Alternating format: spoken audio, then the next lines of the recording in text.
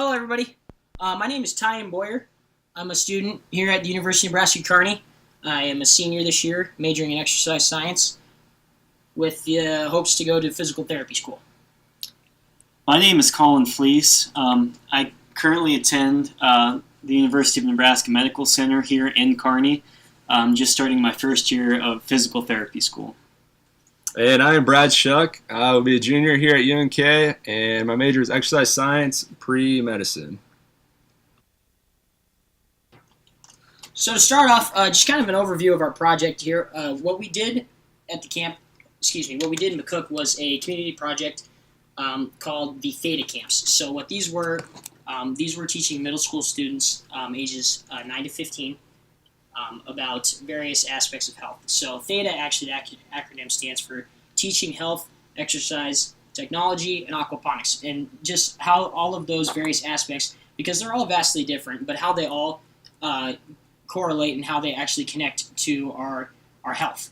And then also we did some community outreach projects through the hospital where we had a couple of sessions with some of the hospital staff talking about physical activity and exercise and the daily recommendations and what they should be striving for in their everyday health.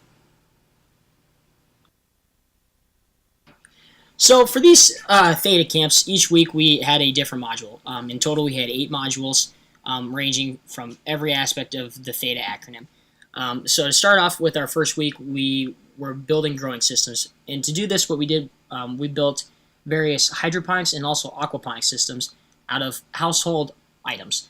So we had aquaponics systems that were made out of just simple boards and plywood that many have lying around the house, along with tubing. And also the hydroponic systems were made out of 10-gallon buckets and PVC pipe, which also a lot of people have around the house. So basically what we were trying to do with this was show how easy it is to be done in your home.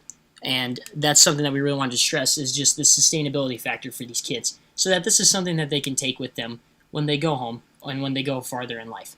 Then the next week we progressed to health and wellness, and we talked about just general health and wellness concepts, the basis of a proper diet and nutrition, and the difference between exercise and physical activity, and just various things like that they need to maintain proper health and wellness. Next, we progressed to nutrition and diet, and this is where we really started to dive in a little deeper as to what these kids should be putting in their bodies and what they should not be putting in their bodies. We talked about things like basal metabolic rate, so these kids understand overeating and undereating, nutrient-dense food versus non-nutrient-dense food. Obviously, an apple is a little bit better than a donut, right? So these were the type of things that just helping them to make smart choices when they're not in the camp. The following week, we progressed to technology and incorporated them with the growing system. So with the technology we used during this week, we built sensors, actually the kids did, to analyze different nutrient readings that were put out by the water, and also that were just being, that the systems were undergoing. So for instance, we had a sensor that analyzed UV light. We had one that analyzed water temp and air temperature as well. So just trying to show how technology really is used in all parts of the THETA acronym, and just how these can all apply each and every week to each and every module. Next, we continued to incorporate the technology with exercise. This is where we really talked about fitness trackers and the importance of them and how they can be used to improve our health and wellness. Then next we talked about fitness assessments the following week.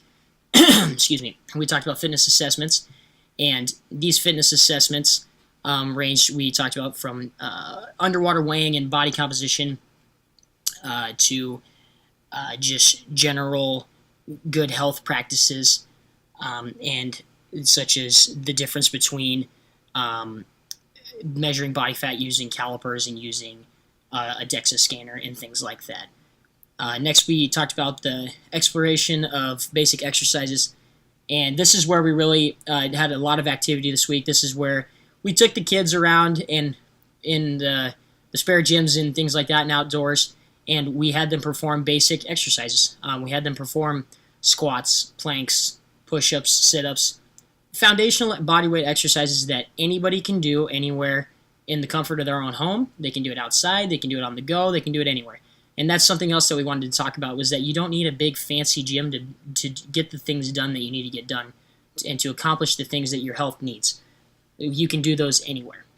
The final week we talked about the business of food, and this was our only business module, but it was a very interesting one because Colin, Brad, and myself are not business. I don't want to say business-oriented people because we are, but that is not what our focus is. That is not our forefront. That is not really our forte, so to speak. So we were all good on the health, education, technology aspect, but the business one was a whole new adventure for all of us because we really don't know. We didn't really know the first thing about business, so we were learning right along with the kids as we were teaching them, which was great because we felt that we could really get something from the program as well. And we're college students, so this shows just how beneficial the program was for everyone. And with the business of food, what we did is we marketed products to be sold at the county fair. And the products that we were marketing were the vegetables that we grew from our aquaponics and hydroponics systems. And we had them create a product and a design and work on the 4 Ps of marketing: the product, the placement, the promotion, and the price. And we had them all learn all the very aspects, all of the many aspects that go into business in a very easy to understand method. Each week we averaged somewhere between 12 and 15 middle school kids. It was kind of tough because these kids had a lot of different camps and things like that they were already signed up for and had to go to. So whether they were there each and every day, that really wasn't the case because some kid had a camp one day and then the next day he was sick and then he'd be back on Wednesday, things like that. So they weren't able to be there every day, and we understand that it's summertime. We have to be flexible with things like that. But this was what we averaged 12 to 15 middle school kids roughly a week.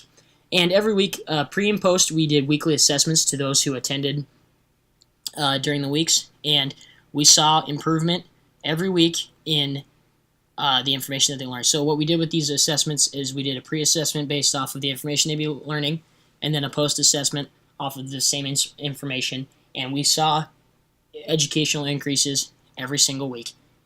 This was just to guide their progress and make sure that we were effectively relaying information and effectively teaching these kids so they can take these various aspects that we were teaching them and apply them to their own lives as they leave this camp. So part of our community outreach program involved giving 2 presentations at the community hospital in McCook that covered information regarding physical activity, that covered similar information that we presented to the kids in THETA camp. This included exercise recommendations for adults, so how much exercise individuals should be getting on a weekly basis. We also talked about different intensities of exercise, which is important in the recommendations as well. We also talked about fitting in exercise into a busy schedule. Many people working 40 plus hours a week find it difficult to fit in time to be active. So that's where the discussion of physical activity and exercise came in as well. Differentiating between the two is very important as well. We had 20 or more individuals in attendance for both presentations, which was very good. We feel like a lot of the employees at the hospital took a lot away from these presentations. Okay, insights about the community. McCook is a very welcoming and kind town. From day one, we felt welcomed when we arrived. This was due largely to our mentors, such as Sarah Woodford, who ensured we had the necessary tools to succeed, even little things such as finding a place to do our laundry. Another great thing that brought us out in front of the community was our job shadowing. It gave us great experience that we'll be able to use in our future careers. Job shadowing connected us with healthcare providers as well as leaders in the community. Okay, how this impacted us. I believe the biggest takeaway I took away from this experience was learning how to communicate with people I don't know, especially people in rural communities that they might be a little indifferent to why you're there, question why you're there. I think it was very important for me just to learn how to communicate with them and show them our purpose. That was my biggest learning curve I had with this experience, and I think I really matured from it. As a leader, I think I really learned to listen. My biggest worry coming into the camps was what to do with a troubled child. And I realized if you just kind of take some time to listen to a child, they'll respond much better to you. I think the way that I grew as a leader is I think I realized that not everybody responds to the same leadership styles.